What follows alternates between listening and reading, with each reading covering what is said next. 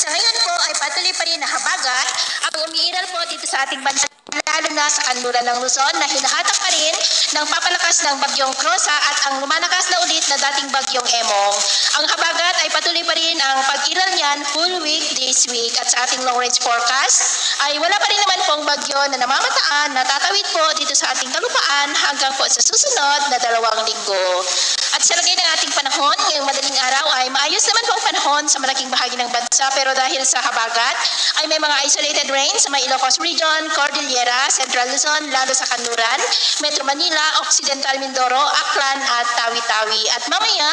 ay sisikat naman pong araw sa malaking bahagi ng bansa pero dahil pa rin sa habagat ay cloudy skies with isolated rains ang Ilocos Region, Cordillera, Central Luzon, Metro Manila, Cavite at Occidental Mindoro. At mamayang hapon, mas maraming lugar ulit ang makakaranas ng mas maulap na kalangitan with isolated rains, lalo na po sa may Northern Luzon, Central Luzon, Metro Manila, Cavite, Mindoro at Zamboanga. Kaya mag-ingat po tayo dahil posible pa rin ang mga banta po ng mga pagbaha at pagguho ng lupa. At sa ating naman pong mga baybayin, dahil sa habagat ay maalon po ngayon sa kanlurang baybayin ng Northern Luzon, Central Luzon, Extreme Northern Luzon Seaboard, na Subo, Lubang Island at Mamburao dahil ang mga alon dyan ay posible po na aabot